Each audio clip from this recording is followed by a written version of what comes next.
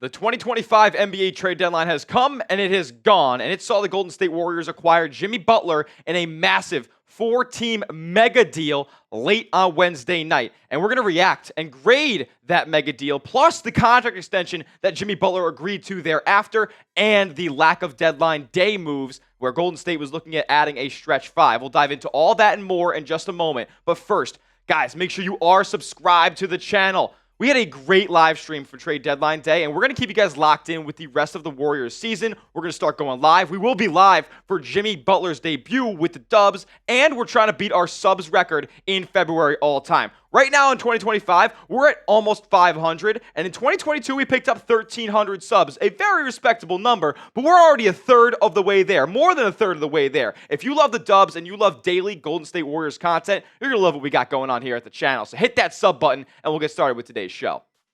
All right, so just a quick recap of what exactly happened at the trade deadline for Golden State. Obviously, this 4-team mega deal that sent Jimmy Butler to the Dubs in exchange for, in Golden State's case, Andrew Wiggins, Kyle Anderson, a protected top 10 first-round pick, and Lindy Waters III. So you lose 4, you gain 1, and you give up a first-round pick to bring Jimmy Butler to the Bay. Also, Jimmy signs a 2-year, $112 million contract extension through the 2026-27 season. And what does that mean? Well, whose contract does that line up with? Yeah, Steph's.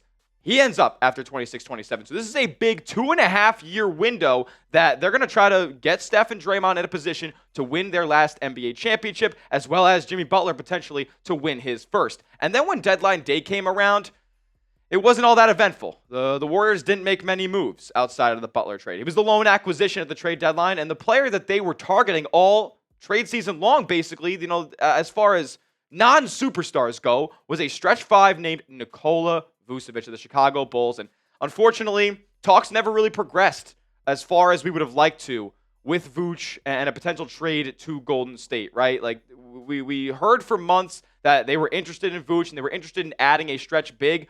But with the lack of trade to Vooch, maybe they're putting a lot of faith and into Quentin Post here, who has not only been elevated into the starting lineup, but he has now been getting guaranteed a roster spot as Golden State needed to fill one more after they lost 4 players and only gained 1 back in the Butler trade. So there's the recap, and I want to hear from you guys now. Grade the Warriors 2025 trade deadline. A, B, C, D, or F. I'm trying to hear from Dub Nation. This will be the pinned comment on today's video. So when YouTube throws you an ad break right here, go down below into the comments section, answer today's pinned comment, and grade the Dubs trade deadline. All right, so let's get back into exactly what Golden State did with this big-time deal, right? And in short, they made an investment in Steph Curry over these last couple of years, over the twilight of his career, by bringing in Jimmy Butler. And he was a guy who was the big fish of this trade cycle until we started hearing BS rumors about Kevin Durant potentially wanting a trade away from the Suns. It never seemed like that was going to be the case, so Butler was always the big fish of this trade season, and the Warriors go out and acquire him. Now, I love the acquisition of getting Jimmy Butler because you're bringing help in and you're leaving AD pressure. You brought a guy in who can go get you a bucket when things get tight in the fourth quarter and defenses are throwing the kitchen sink at Steph. But you lost a lot in the deal as well. You lose a guy in Andrew Wiggins who was a champion for you in 2022. You lose Dennis Schroeder, who you replaced DeAnthony Melton with, who you signed to the mid-level over the summer. You lose Kyle Anderson, who you thought would be this quasi-Draymond Green backup this offseason when you signed him to a 3-year deal. And Lindy Waters III, who, for better or for worse, was in and out of the lineup, but he hit some big shots in his time in Golden State. Was a floor spacer for sure. And then you lose that 2025 first-round pick, top 10 protected. Now, about that pick, the Warriors will be in a spot where they're trying to make a playoff run this year. We'll talk about it more in a minute, but that pick will convey to a unprotected 2027 pick only if the Warriors find themselves in the top 10 of the draft over the next 2 seasons. More on that in a minute. But as far as Andrew Wiggins and Schroeder go, you lost 2 guys who play big-time minutes and play big-time roles in this roster. Andrew Wiggins was your starting small forward, and for a long time, Schroeder was basically the starting point guard on this team ever since, a couple games after he got traded. Now, was he the best fit for Golden State? No, they don't really traditionally run high pick and rolls and have a guy like Schroeder dominating the ball for long stretches of the shot clock. But he was another player who could alleviate some pressure. Didn't end up shooting the ball terribly, insanely efficiently during his time at Golden State, and they felt comfortable moving off of him once he was eligible to be traded yesterday when they made the Jimmy Butler deal. And that's kind of why it probably took so long. And the real loss here, though, is Wiggins. Like, let's be honest. Like, you lose Schroeder, who wasn't on the team a month and a half ago, and you lose Kyle Anderson, who wasn't on the team 4 months ago. So, like, it's really a Wiggins for Jimmy Butler swap. And losing Wiggins hurts. He was a 40% three-point shooter, an absolute stick defensively, especially dating back to the 2022 finals. I don't know if he's that top-end elite-level defender. As we record this video today, I do think Jimmy Butler provides more for you on that end, but he gave his all to Golden State. He's a Warrior legend for life, in my opinion. Number 22, that's my guy. And but at the end of the day, you needed a creator. You needed a guy who can give the ball to, and Wiggins wasn't that guy. He was a catch-and-shoot threat. He was getting the line a little bit more often, and he was trying to elevate that part of his game, but at the end of the day, when the postseason comes around, are you more confident giving Jimmy the ball or Wiggs the ball? I think you guys can answer that question. On the protected first, though, I don't really think it all that matters. Like yeah, you're losing a first-round pick in 2025, but you're led by 335-plus-year-olds now. Like, you got guys who are veterans, and you're going all in for a championship. Who gives a damn about a 2025 first-round pick? And if you're going to be in the postseason this year, which is what they're banking on with this protection, then you're going to be in a spot where you're not going to have to worry about that draft pick, and it's going to go to the Miami Heat. And good for them. They can have it. They're closer to rebuilding than you are. There's a 2-year championship window right now for Golden State, and they're going to be pursuing it as best they can. Hopefully, Jimmy Butler is a motivated player. We'll talk about that in a moment. But if you're hyped about the Jimmy Butler trade, because I don't think he gave up too much. I think it was genuinely a good trade. Hit that thumbs up icon. Like today's video. I'm fired up for Jimmy to be a member of the Golden State Warriors because at the end of the day, they just need another player who can go out there and alleviate the pressure off of Steph. And I don't think they gave up too much to get it. Hit that thumbs up icon. Next up, we're going to talk about the Jimmy Butler extension that we mentioned previously and the no Nikola Vucevic trade, which I was begging for on our Warriors trade deadline live. More on that in a moment. But first, I got to give a major shout out to today's sponsor. That is Prize Picks. Prize Picks is daily fantasy made easy. They're the #1 daily fantasy sports platform in the world. I use it way before they were even a sponsor here at Chat Sports because it's so fun to watch your favorite sports and win real money in real time. I'm talking up to 1,000 times your money on Prize Picks. They're always trying to hook you up with incredible deals. Like when you use our promo code CLNS after signing up and you placing your first $5 entry, $50 in your account instantly. Boom. Who doesn't love a free $50? Why wouldn't you do that? $5 is all it costs? You're 10xing your money off the rip. Like, you're already winning on Prize Picks. It's that simple. And it's not just that. There's Taco Tuesday. There's Flex Friday. Taco Tuesday where they discount and slash stat projections all day. Also Flex Friday where if you lose your entry, they'll give it back to you in promo funds. And when big-time games come around, they're going to give you free squares. Just like this one for the big game on Sunday. Patty Mahomes, more than half a passing yard. You can book this. You can take this to the bank. And if you pair it up with something else in the big game, you're already halfway to winning 3x your money on Prize Picks. So make sure you take advantage of this deal and download the Prize Picks app today.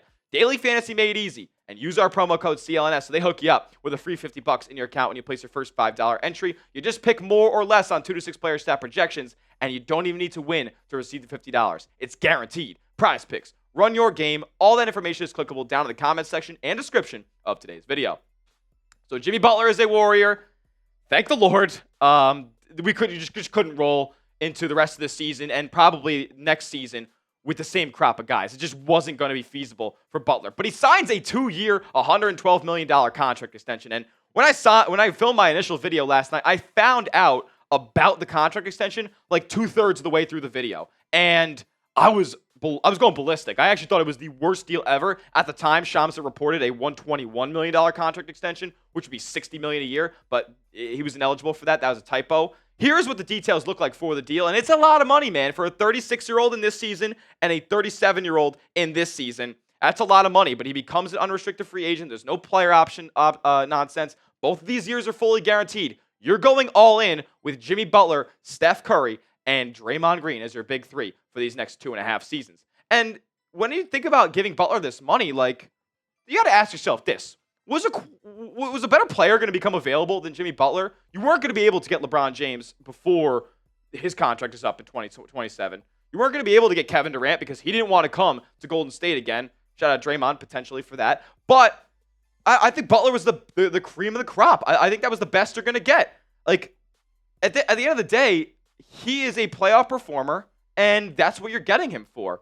And you know what? I think he was the best player that Golden State could have went out there and got. And Mike Dunleavy, kudos to you for taking the big swing and making that investment in Steph. It's a lot of money, but he wasn't motivated playing on the one-year deal that he was on in Miami. Now he gets $112 million in his bank account. He better be motivated. We're going to need a motivated Jimmy Butler now. We're going to need all smiles like we see in this picture after Golden State rattles off a couple of dubs in a row, because Butler is an elite player. He is a ceiling raiser, and he only raises his level of production in the postseason. That's where they're going to need him. If teams are already throwing the kitchen sink at Steph defensively in the regular season, think about what they'll do in the postseason. They're not even going to let him touch the ball. Jimmy alleviates that pressure, and I'm very happy that Steph has that help on his roster now. And I'm very happy that they finally said, we need to go all in for Steph. But did they go all in? We'll talk about that in just a second. First, though, fill in the blank for me. The Warriors finish in what place in the West after the trade deadline? When it's all said and done, April comes around and the playoff seeding is set. Where do the Warriors finish in the standings? Let me know down in the comments section. This was the fateful tweet, though, we got when the trade deadline hit. And Golden State didn't make any moves. They were done. No deadline day moves for GS Dubs. And Anthony Slater with this. So the Warriors are done making moves. Butler's a lone deadline acquisition. They generated 3 extra roster spots, so be wary of them hitting the buyout market. Buyout market video coming tomorrow.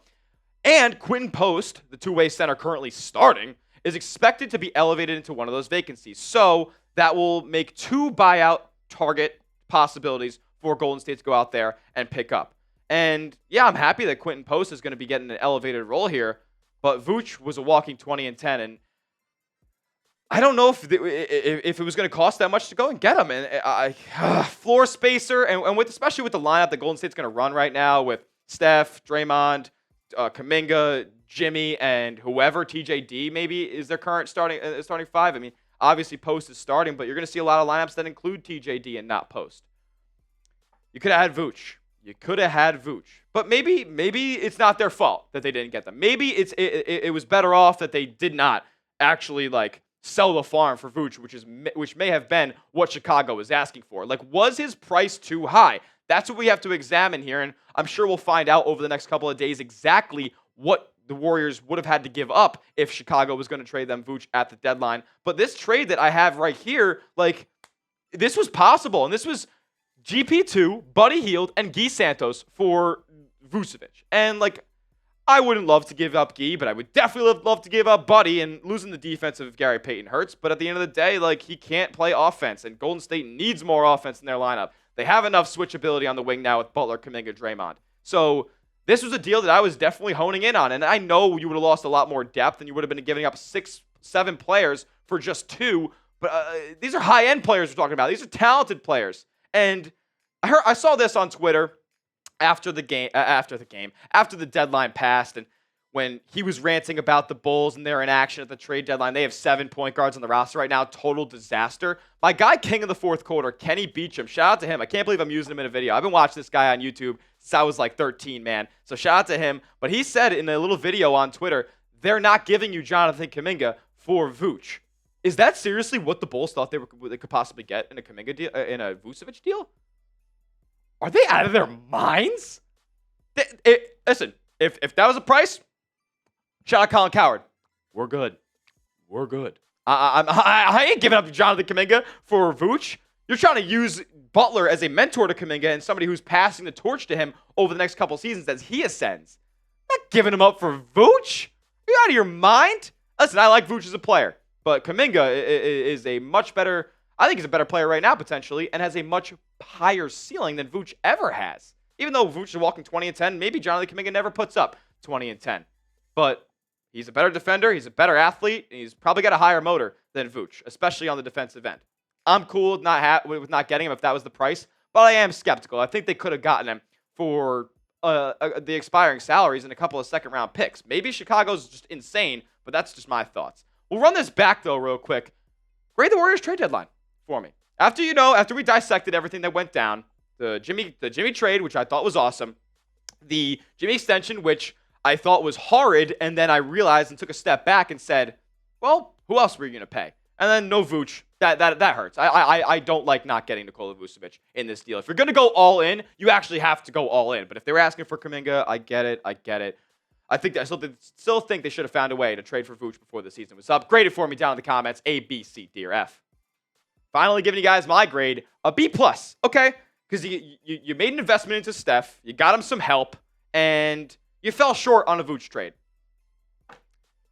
Hopefully they revisit something in the offseason to shore up the front court, or maybe they get somebody in the buyout market, which they are expected to be very aggressive in doing so. Kelly Olynyk is a name that we'll talk about tomorrow on the buyout targets video, but I'll give it a B+ right now. I really think Golden State did their best to get Steph some help and alleviate a lot of pressure off of him, which I think was the main priority heading into this deadline. We'll talk about it more, though, on Twitter. Hit me up at Smitty@CS, trying to build a little bit of a Warriors community over there. And make sure you are subscribed to the channel, youtube.com/WarriorsTV. If you missed our trade deadline live, you really missed out. But, hey, we will be live for the Jimmy Butler debut in a couple games. So stick with us. Lock us in. If you love the Dubs, you're going to love what we got going on here at the channel. Hit that sub button. We'll see you in the next one. Let's go, Dubs.